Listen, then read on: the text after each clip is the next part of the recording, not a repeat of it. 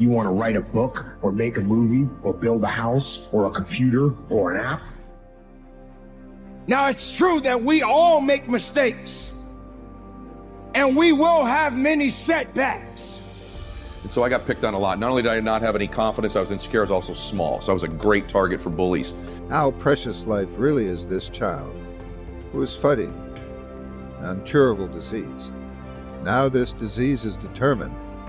That means that this child will not have the opportunity to come back from it. But there's always room for a comeback. You got to go through it to get to it. You got to understand that there are going to be many circumstances that will require your full, undivided attention. You got to go through it to get to it. To understand this, you must realize that you must humble yourself, but yet be hungry enough to go after it with everything inside of you. Everything that is required depends on you. Here and now. The motivation is crap. It's shit. People right now, they be motivated to go run. If it's cold somewhere where they're at, a lot of motherfuckers will shut that door, go back inside. That's motivation. It comes and go as how you feel. Self-discipline is everything. And if you don't have it, I don't look at you right, because I know you're capable of more. It's all on you. It's all on you, the self part. Having the mindset that regardless of anything that is around you, that is surrounding you, that is trying to drag you down, you must have the mindset. You must be strong. You must be resilient. You must be driven. And you must be able to take whatever's coming at you. If you stumble, if you fall, have the ability to get up. But you can't depend on just your body to do the work.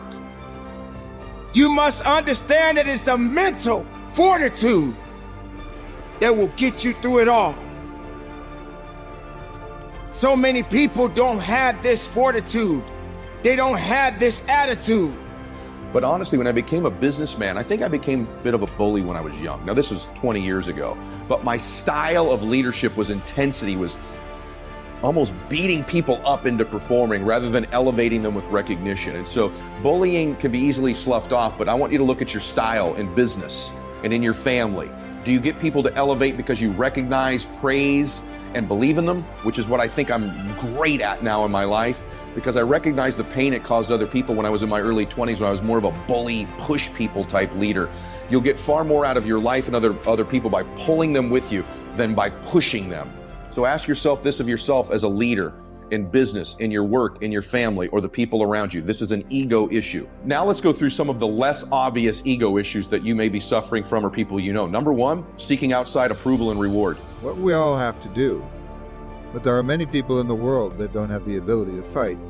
Sometimes they let the little things hold them back, and they don't realize how unique and special they are inside.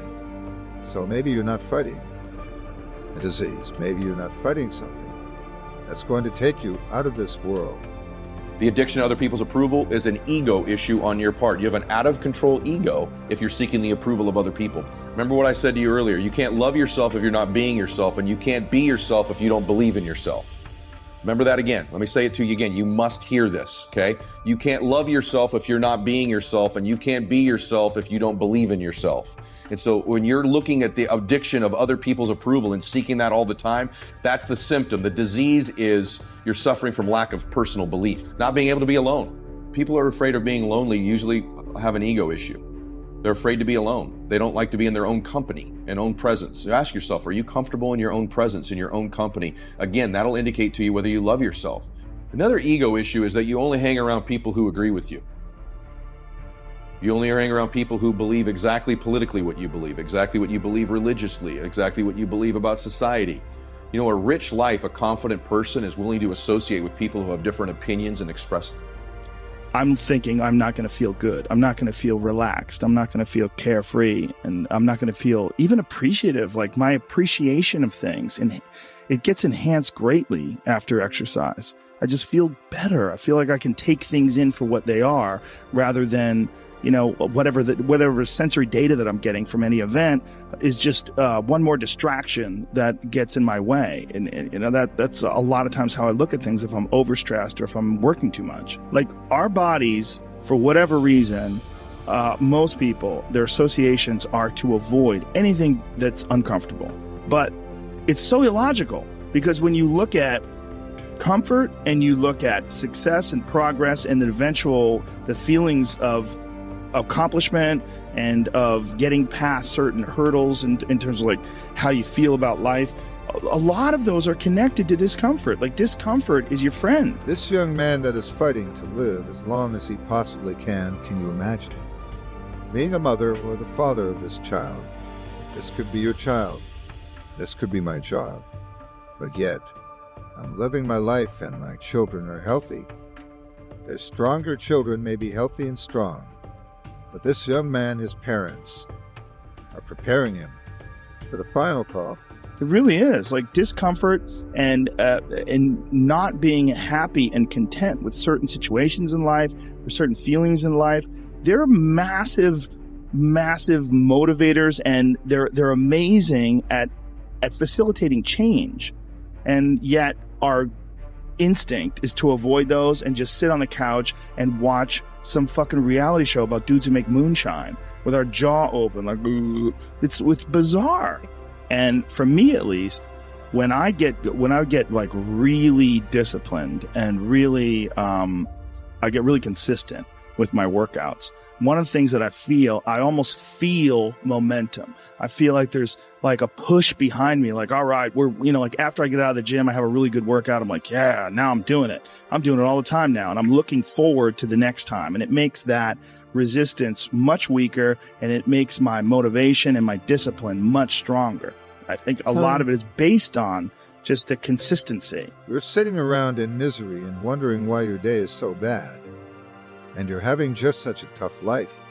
You need to reflect on the things that you have happening in your life that is good right now. Because somebody out there don't have that fight that you have today.